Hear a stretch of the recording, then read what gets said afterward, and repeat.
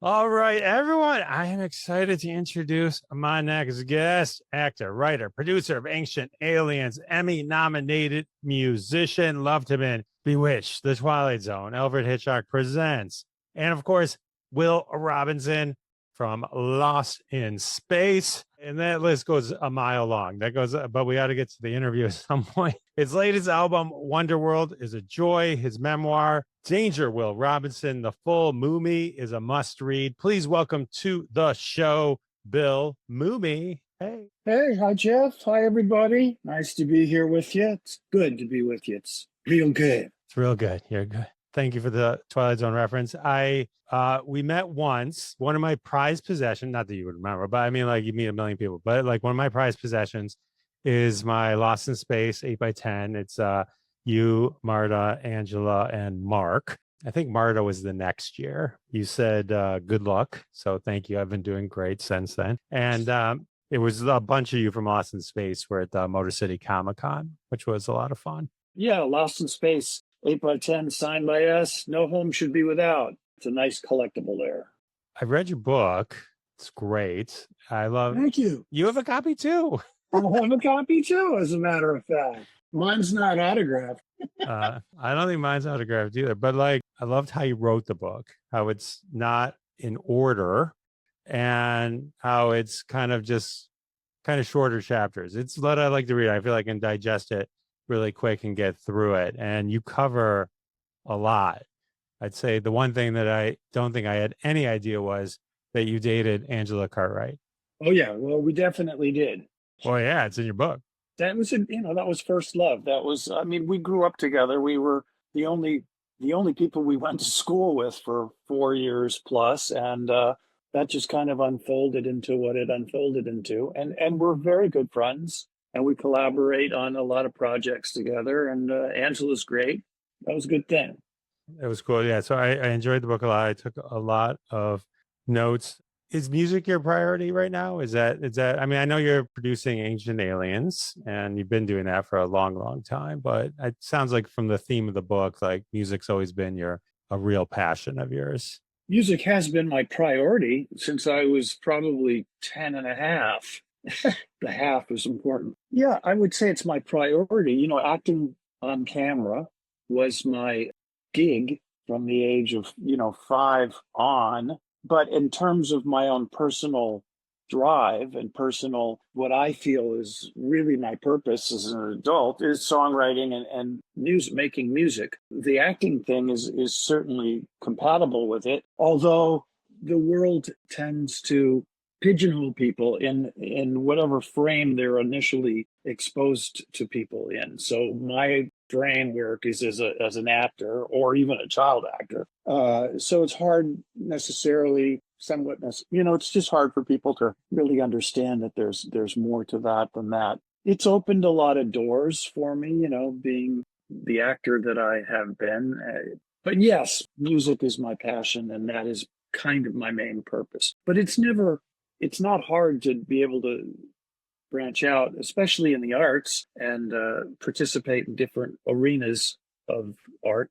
So I've been very fortunate to do that as a writer, as an actor, as a voiceover artist, as a songwriter, as a musician, and as a producer. It's all good. I always kind of feel like I knew the trivia that you were or had written with and performed with America, which I thought was really cool. I was reading your book and I was reading all the folks and the concerts that you've seen, which is exactly who I love. I knew I was going to really enjoy your music, and I was right. So, Crosby, Stills and Nash, like James Taylor, the Monkees, like everyone you were listing off, the Beatles. Actually, I interviewed the bass player for the Monkees, and I asked him, I said, they were filming Mickey Dolenz's recording his album at the Troubadour. Right. I said to him, do you react if you see a famous person in the audience? Because he said Mickey invited a lot of people. And his answer was, well, I mean, if I looked out and I saw Bill Mumy, I'd probably freak out. Oh, that's sweet.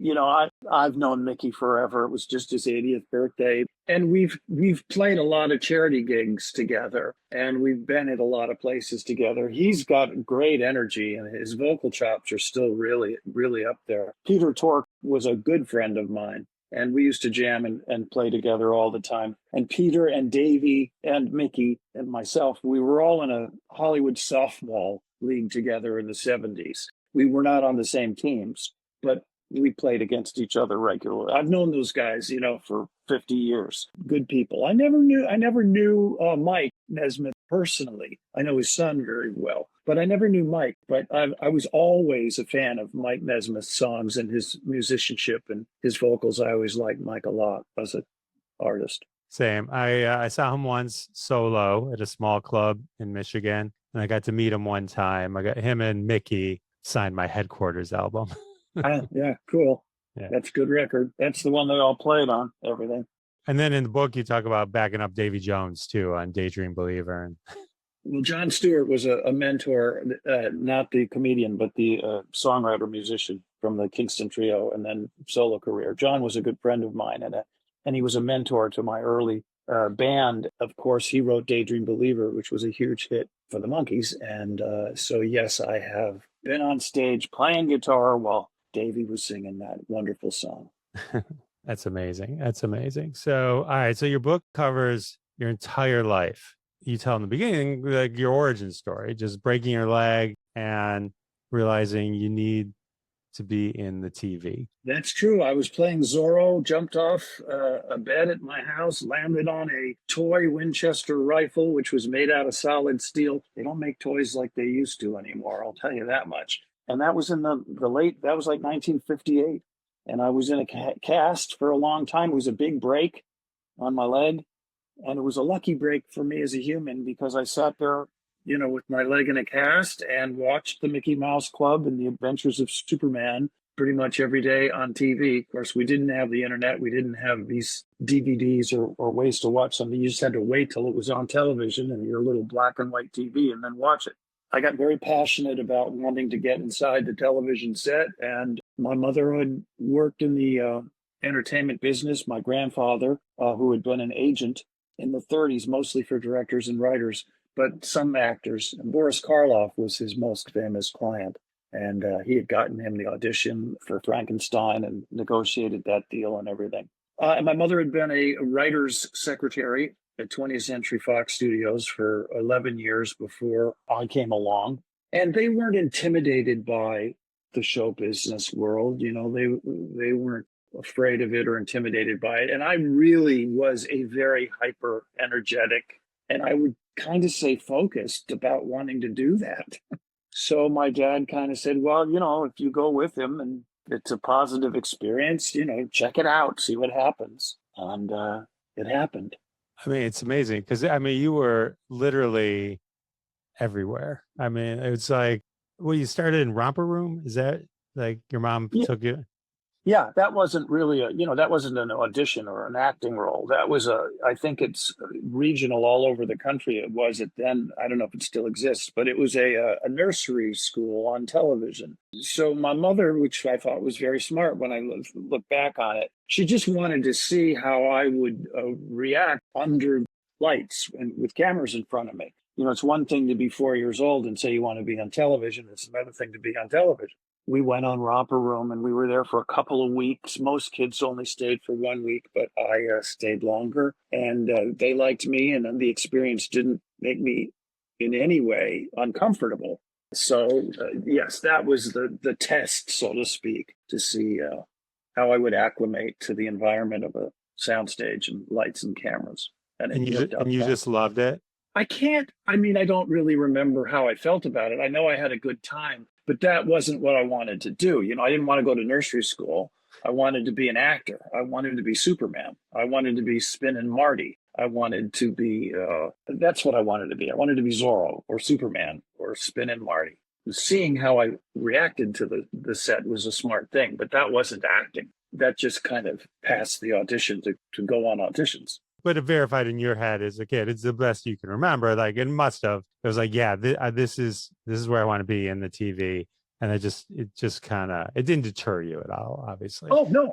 If it had, I wouldn't have done it. My parents never took any of the money that I earned as an actor. They invested it pretty well for me back in the day. No, they were very supportive of my choices as just a normal kid. But yes, I was everywhere, so to speak. I was working very prolifically, and it was an incredible education in terms of acting because I wasn't, committed to a television series until Lost in Space. So for almost 6 years, I guess, I was working on so many different types of projects. I would go from a Disney feature film where I would spend 3 months into a Twilight Zone, into a Monsters or a Bewitched or an I Dream of Jeannie or so, into a Hitchcock or a Western like The Virginian or all these shows that I could name that people couldn't even remember probably today. But the opportunity to work with so many great actors and actresses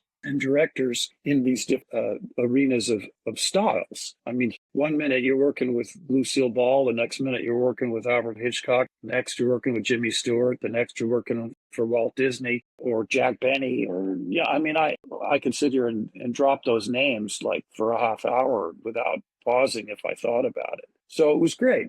And another thing about that, which I do point out to people, is my mom would get so excited. Oh, you're working with Claude Rains this week. Oh, Billy, you're working with French Houghton or Claude Rains. Well, if I'm 7, 6, 7, 8, I don't know who Claude Rains is. I haven't seen his catalog of film. I don't know what this guy, any of these people that I worked with. I wasn't intimidated by any of them because I didn't know any of their past work to be impressed by. The only two people that did make me nervous were Walt Disney and Lucy. And they were both great. They were great to me. They were both great to me. But Lucy, you couldn't escape Lucy. Lucy was there on the TV every day. Everybody watched her. So I was very well aware of who Lucy was. And Walt Disney was everything. He was Disneyland. He was the Mickey Mouse Club. He was the Wonderful World of Disney. He was everything that every kid liked. So I remember meeting Walt Disney when I did a bunch of Disney stuff, but the first thing I did was this feature film called Sammy the Way Out Seal. It was a really great experience. And he calls me into his office one day and I go, "Hi, Mr. Disney." He goes, "Call me Uncle Walt." I go, "Okay, Mr. Disney." "Oh, Uncle Walt." Anyway, the long story short is all he wanted to do was tell me that he'd been watching the dailies and that he thought the movie was going great. And he just wanted to ask me personally and privately if I was having fun, if I was having a good time. And I was having a great time. I was working with Mike McGreevy and Jillian, and who I had lunch with last month, both of them. So he was just terrific. And that lot, when he was alive, the Disney lot, was exceptional and unique and unbelievably beautiful and just wonderful. And when I worked with Lucy, it was on an hour-long dramatic show that she produced called The Greatest Show on Earth. It was a Jack Palance circus television show. And it was her first dramatic starring television role.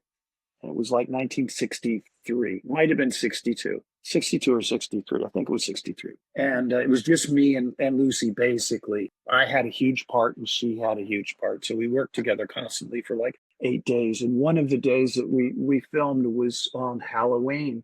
And I always remembered this. Lucy looked at the clock. She was the boss. She owned the show. She produced the show. And she knew what she was doing. She ran a tight ship. People listened to her when she told them what to do. She looked at the watch and she said, "You know what? My kids want to go trick-or-treating. I'm sure Billy wants to go trick-or-treating. Let's wrap it out early." And she wrapped it like, I don't know, 4 o'clock or something, so I could get home and go trick-or-treating with all my friends. I'll never forget that. That was so nice of her. Unnecessary. Usually on a television schedule, you're working hard to get your pages done every day. We got to do 8 pages today or whatever it might be. That was great of her. That's amazing. It sounds like the opposite that you had with Alfred Hitchcock. Yeah, I didn't like Alfred Hitchcock at all.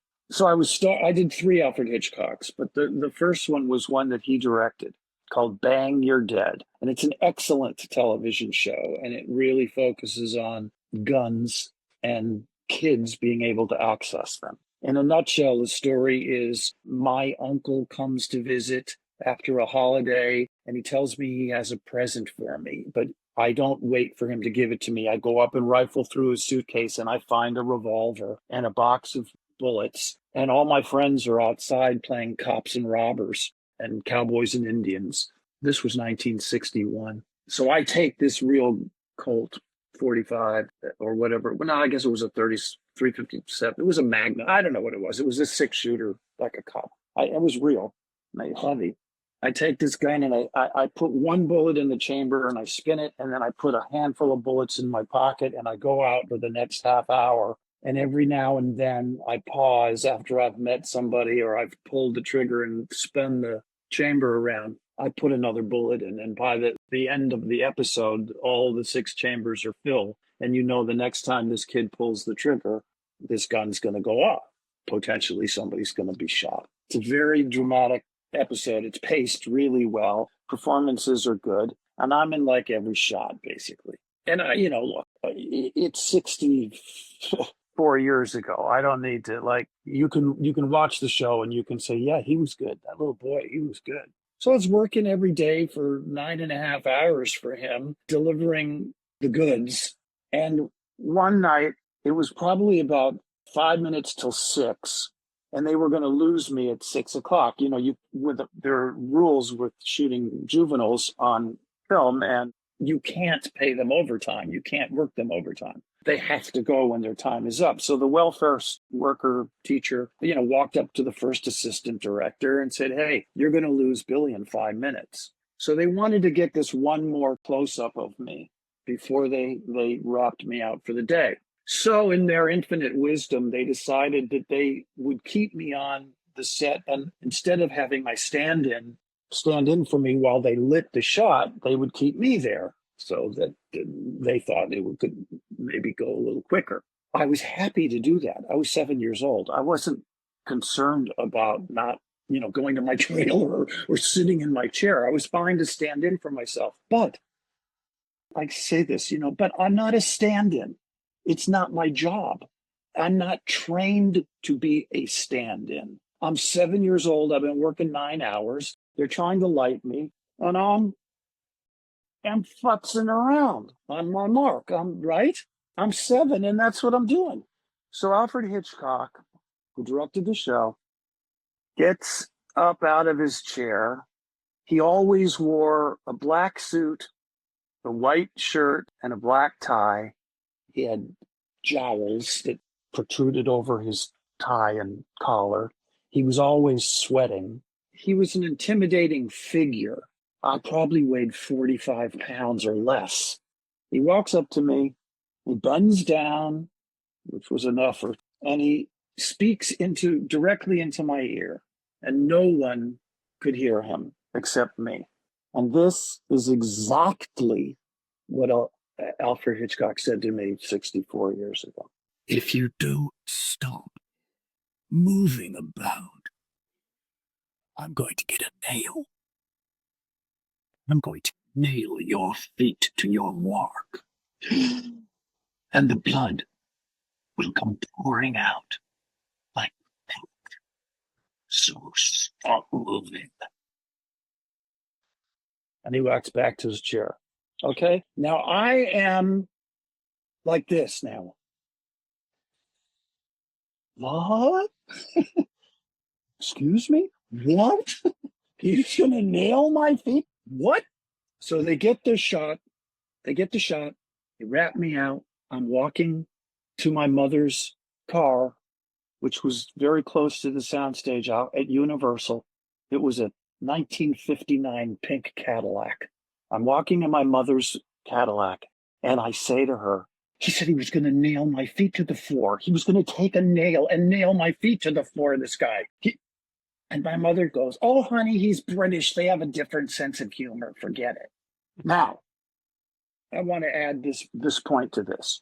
If Alfred Hitchcock had said to me, thank you, Billy, I was just teasing, I wouldn't really nail your feet to the floor, I wouldn't have remembered it probably. I probably wouldn't. I might have remembered it, but it wouldn't have reverberated within my id for 60-some years. I really didn't like him after that. I didn't want to hang out with him again. That's my Hitchcock story, which I've told 1,000 times, but it never changes, and it's not. There's nothing exaggerated within that story. That is exactly what happened. Yeah, I can see where that would haunt you forever, especially it being Alfred Hitchcock. Yeah, it didn't really. Well, I meant stay with you. I meant stay with you forever and all that. It stayed with me. But, out of all the hundreds and hundreds of shows that I've been a part of, and there's been so many in so many different, as I said earlier, as a writer, as an actor, as a producer, as a voiceover guy, whatever. I've been many, many, many hundreds of television shows. Most everybody that I've ever worked with was easy and good.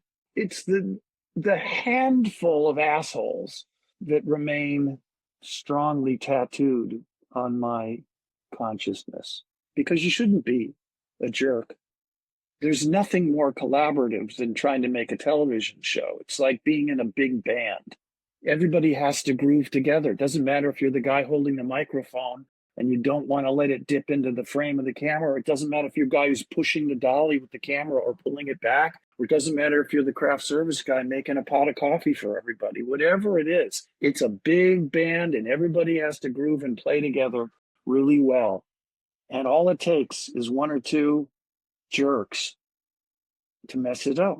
Did you keep a diary or anything, or is the memoir mostly from memory? Because I know in the book you talk about how you would learn scripts. You could memorize anything that you could hear. Yeah, I was really good at that.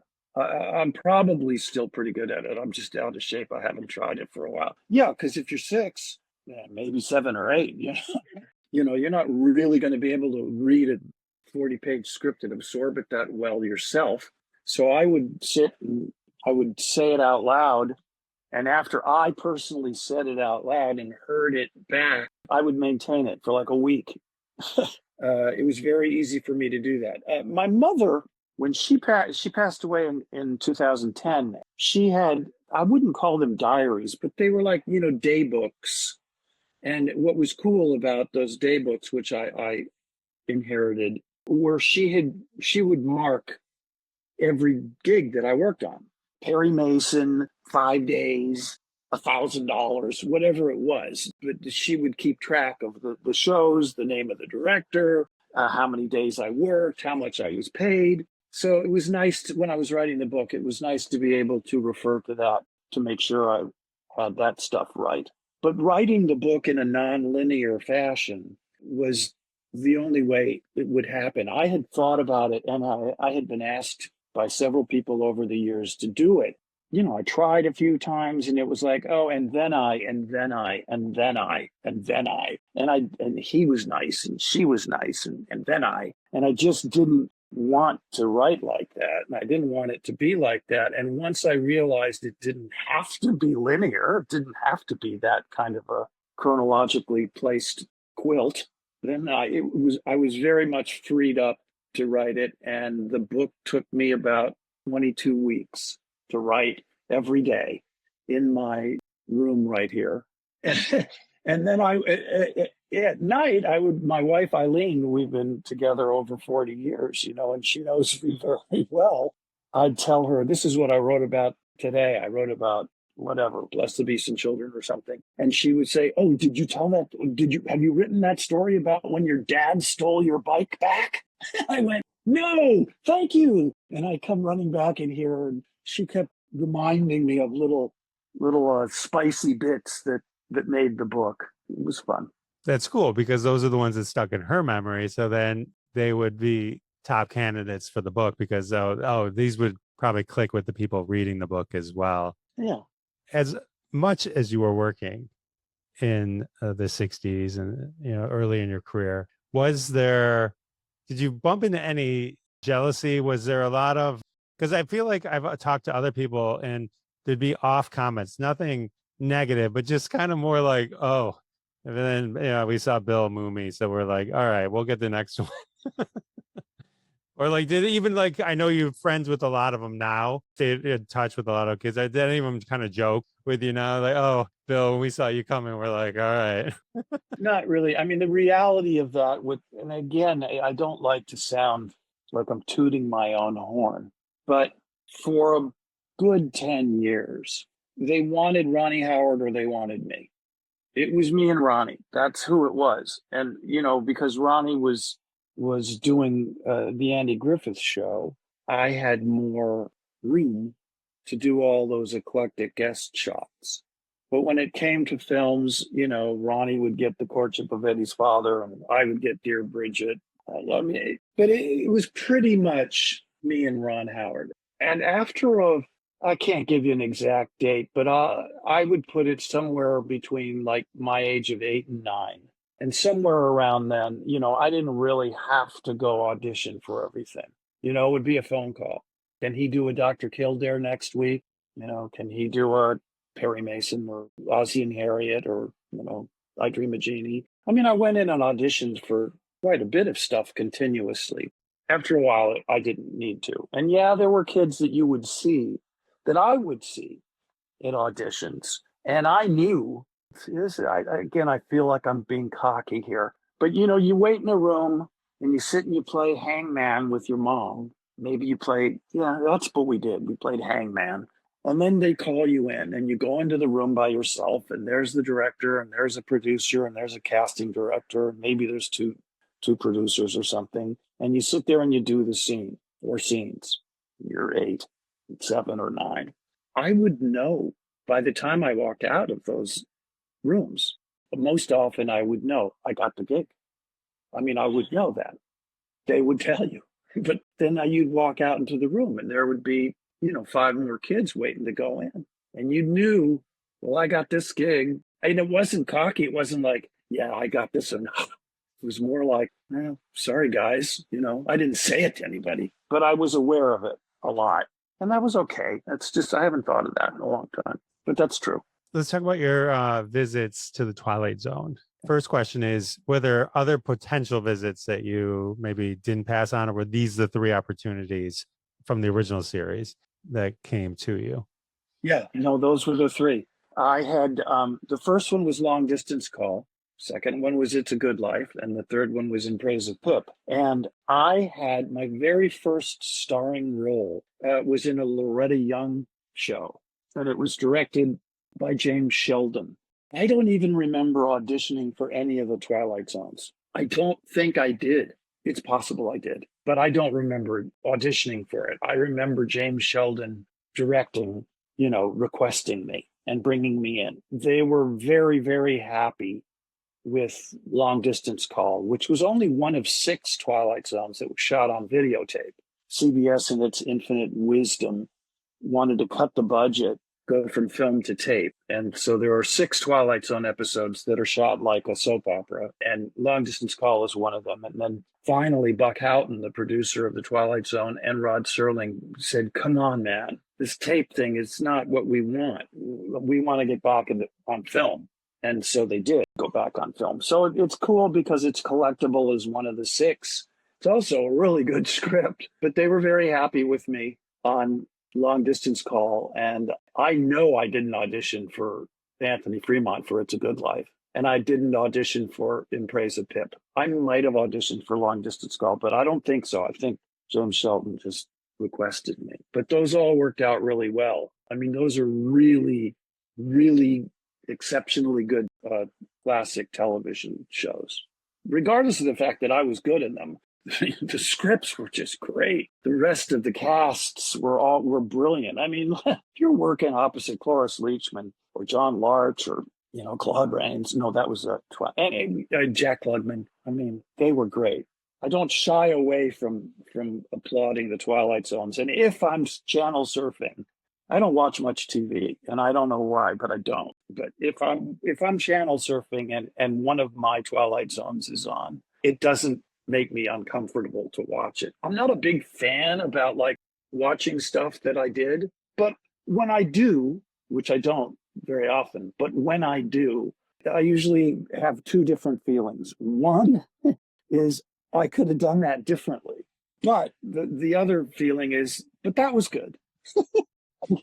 I kind of feel like, no, that was okay, but I could have done that differently. I could have done that instead of that. So, you start rethinking choices that you made when you were a little boy. 60 years ago on a rerun. That's not a healthy mindset. Well, your intuition as a little boy, as an actor, was incredible. To be in three, I think that, and maybe Jack Klugman was one of them. I think there's only a small handful that were in four. But I just rewatched. I've rewatched all three of your episodes recently. Long Distance Call, you tell the story about your mom being hesitant about letting you do it because of the suicide themes, but glad she let you do it. But I could see where her concern was. It's a very powerful episode. It's funny watching it as an adult, like literally like yesterday. I was like, oh, this is about a wife dealing with a horrible mother-in-law. Yeah. Yeah. I mean, you can certainly see it that way. Well, I didn't as Sure. a kid, but like as an adult, I'm like, Yeah, I didn't as a kid either. Trust me. yeah, your view changes a bit. I'll say In Praise of Pip is amazing. Jack Klugman is incredible. You're incredible in that. That is such a powerful episode. It's a Good Life is just one of the scariest things ever. And I also just watched, I don't know that I even realized it existed. As much as I love the Twilight Zone, I don't think I ever caught on to the remakes. But the remake you did with your daughter, it's not a remake. Or no, I'm sorry, not a remake, a sequel. Sequel. I know. I just had that argument with my wife. She goes, they remade it? I'm like, no, it was a sequel. And then I just say it in front of you. But yeah, it's a sequel with your daughter, who's amazing in it as well. It's Still a Good Life, which I thought would have been, It's a Good Life would have been a good name for the memoir as well. But amazing. What was it like just kind of reprising like this amazing character and going back to the Twilight Zone? It was the best. If everything for me closed right there, that would have been perfect. My daughter Liliana was, as you said, and I really have to agree, and I hope people will look it up and find it. I think it's on YouTube. Yeah, she was brilliant. Really, really good. To return to work on a character that not me, but the world is dubbed classic with Cloris Leachman was just a gift. My friend, Ira Stephen Bear, was the executive producer and showrunner of that remake of the Twilight Zone in the early 2000s. I think it was 2002, might have been 2003. I remember he and I were talking that he had been offered that gig to run the show and he didn't want to do it. And I said, you have to do it, Ira, because, you can protect it. Because to me, and I do mean this seriously, the Twilight Zone without the presence of Rod Serling isn't the Twilight Zone. I mean, it should have been, I think all of the sequels should have been maybe called Tales from the Twilight Zone or the Twilight Zone Revisited or something else, but to just lump it into the Twilight Zone. And, now when people Google it, they're going to get the whole thing. And that was wrong because without Rod Serling, it would be like the Beatles without John Lennon or Paul McCartney or George Harrison or Ringo Starr. It just can't be what it was intended and was for such a long, 7 seasons. I said to him, wouldn't it be cool to find out what Anthony Fremont was doing 40 years later? And it was just a toss-off thought. I just said that to him. And he called me up, I don't know, maybe it was about 10 days later. And he goes, they want to do it. And I said, they want to do what? He said, they want to do a sequel to It's a Good Life. I said, what? And he goes, no, it was your idea. I go, what? He goes, no, yeah, they want to do it. And they want to do it right away. They want to do it for Sweeps Week. And I went, wow. I said, Ira, gee, I don't know. I mean, can we pull it off? Do we want to add to that? I guess it's kind of like, I mean, forgive me for saying this, but it's kind of like Free as a Bird, right? Do you want to with the Beatles? Mm-hmm. So I mean, I'm not equating that to the Beatles, but it's kind of like, wow, 40 years later, we're going to do this. I was very scared. So Ira said, write up your notes, write up a brief synopsis or outline of what I would do. And he goes, and I'll write up mine and we'll exchange them like tomorrow. So I wrote what I wrote, which was very dark and kind of EC comics-ish and pretty horror-ish, even though I'm not a big horror genre fan. Anyway, that's what I wrote. And then Ira gave me the brief outline for It's Still a Good Life. And he said, with the daughter. And he said, yeah, I want to get Liliana for this. So that I was like, okay, I'm in. done deal. I'm in. But there were two things I want to add. One, he said, I think I can get Cloris. And I said, oh, God, that would be so great. If you can get Cloris, that would be so great. But the second thing he said to me, which I appreciate very much, was he said, look, I'm going to write the script. They want to do it quick. I want you to approve it. And if you don't want to do it, I promise you, no one else will do it. If you don't want to do it for whatever reason, I'll kill it. It won't get done without you. And that was so generous of him. You know, I'm just this old guy who hasn't been on, I mean, this was a while ago, but I guess I kind of finished Babylon 5 after 5 years. But I wasn't really on camera that much at that point in time. And he was very generous to say that. And I do honestly believe that it was a really good sequel and that Rod Serling would have given it a thumbs up. It was a great sequel. Your daughter's resemblance to you was amazing. And I think the highlight of it for me was Cloris Leachman finally getting to do the speech she probably wanted to do, or that they were too afraid to do as a character in the first one. I should have bashed your head in. I should love you. Love you. Yeah. Well, Cloris was just a phenomenal talent. Of everyone that I've worked with and of everyone that I have experienced, no one rises above her in terms of what she could deliver. And the thing about acting alongside Cloris was somehow she insisted that you rise to the highest level you have. And she wouldn't accept it if she didn't think you did. She knew how to bring it out in people. She just really knew how to do it. She was really bold. She was fearless. She was really bold. She was a character, but man, did I love her. She was amazing. She was great at literally everything she did. I remember you mentioned John Provost's name in the book and how you both shared her as a mom. Right. And I was like, when I interviewed him, that's when I just go, oh, I didn't even realize.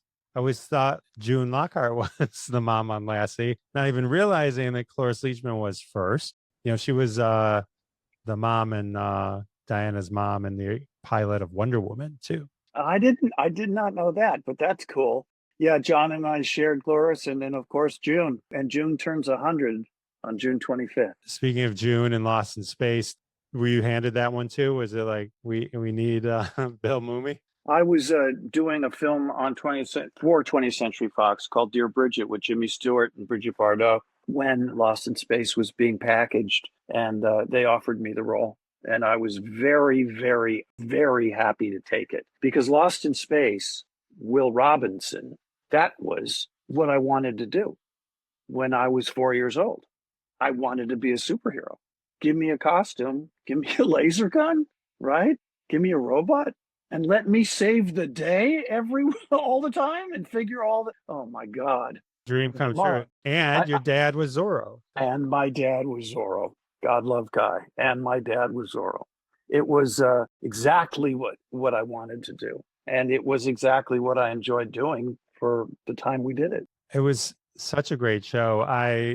It's funny, like, they talk about the evolution of the show. Like in black and white and very serious, and then moving to color, and then moving its way more and more campy as it went. I interviewed Angela, and when I was starting to rewatch some of the episodes, I don't know if I even remembered that some of them were in black and white. I hate to say this, but I feel like maybe in like the reruns, they would lean on the color episodes or something like that. So I ended up rewatching a lot of those original ones and not even realizing, like, as a kid, that this was a really dark show to begin with. And the black and white first season, there's 30 of them that are black and white, and those are by far my personal favorites. I mean, by light years above the campy comedy fantasy direction, the Smith Robot Will trio thing. Even though I got to be that guy, no, I much prefer the first season, and I love the look of the black and white. It was beautifully shot, beautifully lit, and it took a long time. And we were shooting 8-9 days an episode the first season, and the initial props and sets that Irwin Allen had created hold up really well. I mean, the robot's a great looking robot. He was designed by Bob Kinoshita, who designed Robbie the Robot for Forbidden Planet. And the Jupiter 2 is a classic, flying saucer spaceship. And the chariot was a functional thing. And the wardrobe was great. Those silver suits were really uncomfortable, but I don't know why we're not all wearing velours now with turtle dickies, but no, it was a wonderful experience, and I loved being Will Robinson, and I loved all those people. The expectations must have been so high because almost everyone in the cast was coming off like some major credits. Zorro, June Lockhart had a huge career. Angela Cartwright, and you were everything. Oh, I did have a question for you. Is it true? Did you guys not meet Dick Tufeld until like years later, the voice of the robot? Dick Tufeld, who voiced the robot and who also did the announcements on the show and announcements on just about every television show in the 60s. No, we didn't see him when we were filming the show. Of course, we knew that Dick Tufeld was providing the voice of the robot, but he would come in, and go directly to the sound stage this recording studio stage. And he would come in usually, I think, when we had wrapped, but they were separate projects in a sense. He was in there doing looping and recording, and we were on one of three stages shooting from the morning till 6:30 or 7 o'clock at night. So no, we didn't know Dick. We knew of Dick, but we didn't know Dick until I guess it was like 1990 or something. He was a great guy. He was a real big jazz fan. He was good friends with Miles Davis. Very cool guy. Dick was a great guy. And then Jonathan Harris, you had a really close relationship with him, like forever, right? I mean, even like when you reunited the two of you in Lost in Space Forever, which was fun. That was cool. That was great. Yes, indeed. Jonathan and I, what a wonderful team we were. Don't you forget it. Oh, dear, oh, dear, oh, dear, oh, the pain. I loved Jonathan, and Jonathan loved me. And we, on the original show, we were with Bobby May and the robot. We were a great team. We got it done very, very quickly. And we got it done very efficiently with great humor and joy. Jonathan and I were really close.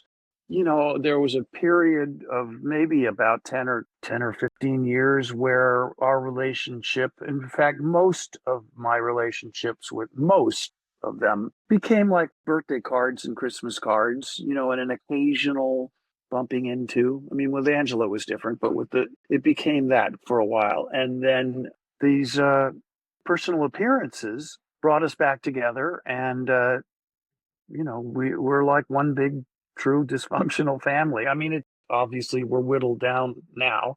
It's just me and Angela and Marta, and as much as I say June is not coming out and hanging out, but it's always been a very loving, connected family. We've gone through a lot of life together. The conventions and the personal appearances and the TV opportunities that those presented, it's kind of fun. It's surprising. We certainly wouldn't have thought in 1965 that we'd be seeing it every day in 2025. Because if we did, we would have renegotiated our residuals. Yeah, I mean, it's amazing. Lost in Space now has been rebooted as a movie, as a TV show. It's like, you've been around that. Even though, I think your Alfred Hitchcock one that you did, the Bang You're Dead one, wasn't there a remake of that like years later in a different version you had a cameo in? And the Twilight Zone redid some of it, you had a cameo in that. It's like, yeah, everything old is new again. But it's basically, the originals tend to although I do think the Netflix Lost in Space series was really well done, and those guys were all great people, especially Max Jenkins, who played Will Robinson. He's a great young man, and we became friends. I got to go up there and do a couple episodes as the real Dr. Smith, and it was really nice. Really, really nice. I thought they did a great job. I liked the tone of that series very much. But as far as the remakes of the other stuff, Yeah, the movie didn't. Though you and Jonathan were like the only ones didn't do a cameo, but it probably worked out for the best. Yeah, that's a long story. I don't want to go into that. Yeah, But okay. yeah, I'm not unhappy that I wasn't in that film. In some of the interviews, I've heard you talk about all the loves of your life, Shirley Jones, Bridget Bardot, Connie Stevens. So as I was reading that and I was looking at your credits and I saw, wait a minute, the same year you were on Bewitched as young Darren, which you were great. I checked that out again yesterday. You were on I Dream of Jeannie, but you didn't have Barbara Eden on that list. I didn't have Barbara Eden on that list because Barbara was pregnant when I did that episode, and we did not really interact. We didn't, if you watch that show, there's me looking at her, but we didn't have any, maybe one master scene together. We didn't work together. She's beautiful, lovely lady, but I never worked with Barbara Eden and I had a crush on her. No, she's lovely, lovely lady. And no, I know. I just, I thought she's beautiful, but I didn't connect with her on a, I fell in love with Shirley. I mean, I talk to Shirley on the regular. She calls me and I call her. I loved Shirley and I was madly in love with Shirley. And then Connie Stevens. And I spoke with Connie. It's been a while now, but anyway, yes, they're beautiful, lovely ladies. I was very lucky to work with so many fabulous, beautiful femme fatales. I'll say I saw Hard to Hold in the theater. Hard to watch. It put a pool in my backyard. That's fine. Playing with Ringo Starr. I mean, you hang out with Sean Cassidy. There's like a million stories. Everyone's got to get this book, by the way. I mean, it's like there's so many stories. It's like it's so crazy. Like, yeah, it's the full Mumy. That was the most helpful thing right in the beginning, is I think I was always saying your name wrong. I think like a lot, which is probably why you put it in there. But 450 pages, printed in America, high quality photographs. I will say this, the publishers did a really good job. It's not cheesy and there's not a bunch of typos or anything. I mean, looks pretty good. Yeah. No, I legit loved the book. Just, I bought my own copies. I mean, this is legit. This is not me. This is not hashtag ad. This is legit. I'm telling you, go buy this book. Yeah. Thank you. I appreciate that. I think what was it? Wait, I wrote something down I thought was hilarious. Oh, you're in the original Captain America movie. Wait again. Oh, Fish Heads was in, and then Bill Paxton directed the video, which I realized when I saw the credit that said, oh, this was in the movie Indian Summer, which is one of my favorite movies. I was like, oh, because Bill Paxton was in that movie too. So you probably, maybe that's the connection there. Anyway.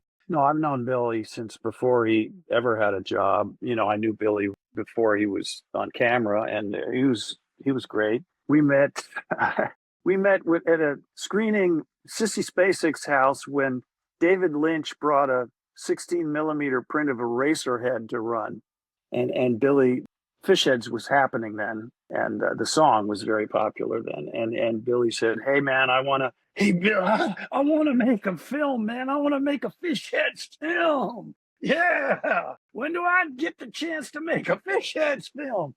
My partner in Barnes and Barnes, we financed the film and we shot it on a 16 millimeter hand cranked Bolex camera and two of my old Super 8 cameras. Rocky Shank, brilliant cinematographer and photographer, was behind the camera. It was really a guerrilla filmmaking. Instead of a dolly, I'd push him around in a shopping cart while he held the camera. That's how we'd get some. Yeah, Fish Heads has been very good to us. It's run, on Saturday Night Live twice, and it's been in The Simpsons, and it's been in film festivals all over the world. Rolling Stone named it number 57 of the greatest rock videos of all time, and it's like the most played on Dr. Demento. Yeah, it is the most requested song in the history of the Dr. Demento show. Yeah, amazing. And then the other kind of just random thing in the book was inventing splooge ball with many folks, including George Clooney. Well, George has always been a friend. Miguel Ferrer, the late Miguel Ferrer, was my partner in music. He was in several bands with me, and we wrote Marvel comic books together. And Rosemary Clooney, Miguel's mom, recorded 3 of my songs, and she was a dear, dear, dear close friend. I spent about 20 Christmas Eves at Rosemary's house, And when George came out from Kentucky, he lived at Rosemary's House. So we've known George since the day he came to Hollywood. I don't talk to him very often now, but I could. He's a great guy. George is a great guy, funny and talented and not too bad looking. He's the whole package. He's the whole package. So cool. Anyway, I appreciate you spending all this time with me.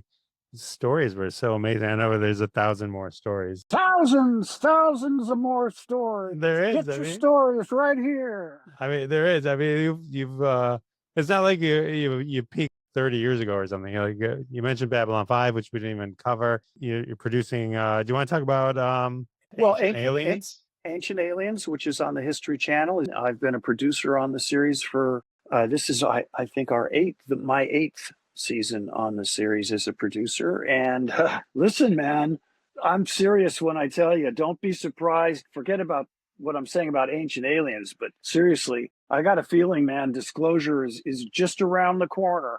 I think the whole planet Earth is going to come to some pretty astonishing awakenings in the next year or two. Ancient Aliens has been a very positive stepping stone to that.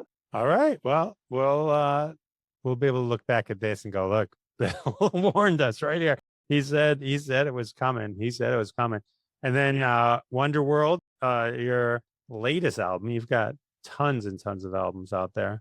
Well, this is my first solo album in 4 years. It's the package is designed by Angela Cartwright, connecting it all back to Lost in Space. It's 12 original Bill Mumy songs, and I feel pretty good about the music there, and hope people will check it out. It's on Global Recording Artist label, GRA, and it's streaming everywhere on all the platforms that people get their music from these days.